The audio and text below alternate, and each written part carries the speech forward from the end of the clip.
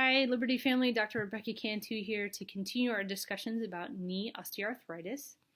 When talking about knee osteoarthritis, it's often seen that patients are offered the treatment of getting an injection to help them reduce their pain and their discomfort and their overall function. So today I would like to share some pretty exciting new information in context of gains that can be provided from both, but moreover, from physical therapy and showing how it can help on a longer lasting scale.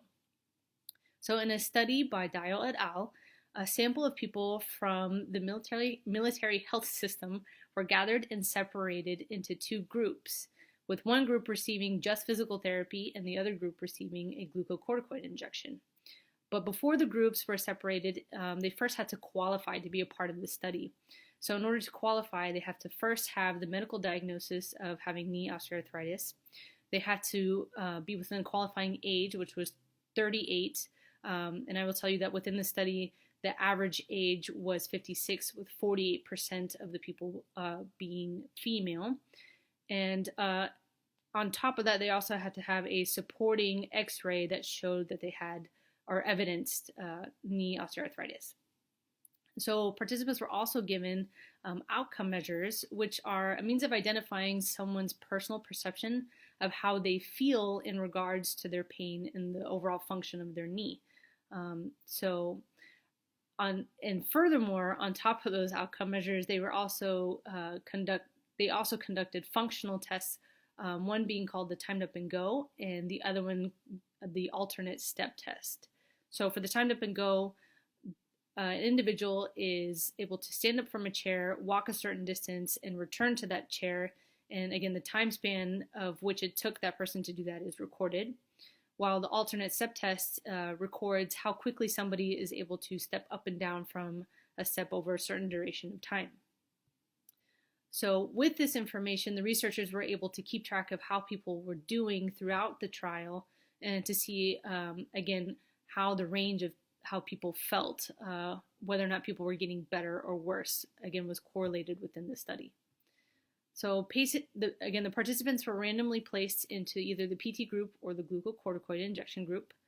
And the participants in the PT group received 4 to 6 weeks of PT with a total of 8 visits, with an additional 3 visits later on within the trial period during a 4-month mark and a 9-month mark. However, the time span of the study was for a year. Patients receiving the injections were able to get 3 injections over, again, the span of that year. So the conclusion of the study reports that the people who received physical therapy had significant improvement for better and for longer over the course of that year, rather than those that just received the glucocorticoid injection. So how much better did they get, though? So again, referring back to those outcome measures, one of the outcome measures was called the Western Ontario and McMaster University's Osteoarthritis Index, or the WOMAC, and the other one being the Global Rating of Change Scale questionnaire in regards to the knee. So for the WOMAC, a scale is used with a 0 to 240 point scale, scoring over several categories, including pain, physical function, and stiffness. And again, this is scored based upon a person's perception of how they feel within each of that scale. So again, from a score of 0 to 240, the lower the number, the better the person feels. The higher the number, the worse the person feels. For the Global Rating of Change scale, the questionnaire is a 15-point scale ranging from a -7 to a +7, with higher scores indicating better and lower scores indicating worse perception of the feeling of the knee. So another important fact to point out is that there are certain changes within that score that have to be indicated in order for them to be meaningful, or in other words, that the change wasn't just by chance, that it was in fact due to an intervention, and in this course meaning that the PT did something or the glucocorticoid injection did something. So for the WOMAC, it's a 12 to 16% improvement from your baseline score or from the original score that you got. And for the global rating change score, it's a +3. For, again, those functional tests that they did, the TUG score or the timed up and go score, there needs to be a change of 0.8 to 1.2 seconds. And the alternate step test, unfortunately, does not have a specific number at this time, as there's not sufficient studies to support what those numbers would be. So within this study, though, the PT group had a starting score of 107 for the WOMAC, while the glucocorticoid started at 108.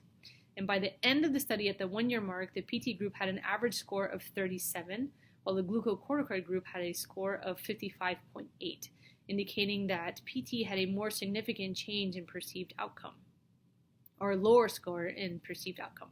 For the global rating scale, patients had a score of +5 for the PT group, while the injection group had a +4. And for the TUG score, both showed that they had at least a 1-second change, indicating improvement for, again, a functional improvement. So therefore, again, for those that have NEO8, this study is a great support for those that are interested in getting physical therapy, as it indicated, again, that it had great improvement and great benefit over getting a glucocorticoid injection.